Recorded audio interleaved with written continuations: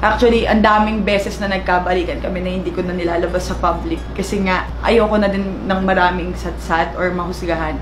Naiiyak talaga ako. Bakit? Since July, naging okay kami. July, August, September, October. October 6 ko nalaman na pregnant ako.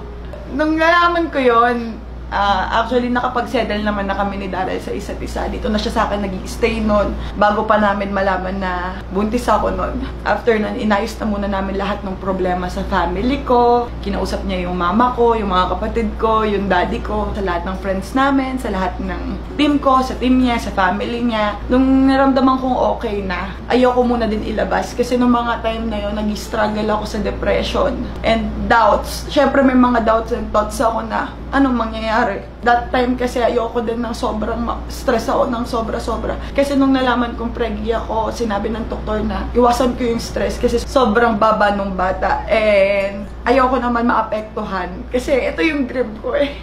Lagi ko sinasabi sa sarili ko na malungkot mag-isa. Naiwan ako nung panahon na nagka-baby si Rana and si Kuya, sabay sila.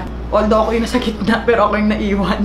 Pero ngayon, happy ako and proud ako na sinasabi ko to kasi after lahat ng struggles na naranasan ko, masasabi ko sa sarili ko na thank you, Lord.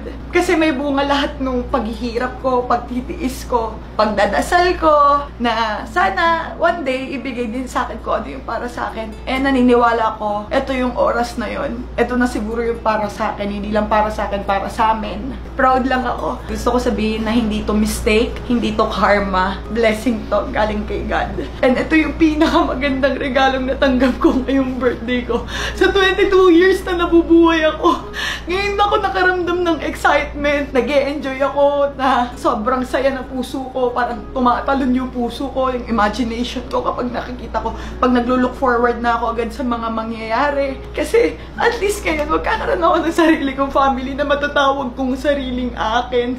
Gumuhuman yung mundo, ano man mangyari. Meron na akong forever. Meron naman ng Lucas, si Kuya Lucas. Magkakaroon na siya ng kapatid.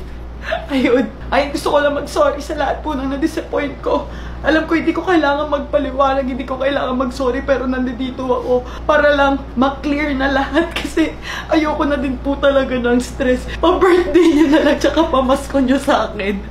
Sa mga totoong supporters ko, magiging masaya pa sila para sa akin. Sa mga ibang tao naman, hindi ko na masisisi kung ano yung mga gusto nila sabihin, gano'n. Dapat mas kailangan namin maging matured para sa isa't isa, para less toxic na, puro good vibes na lang.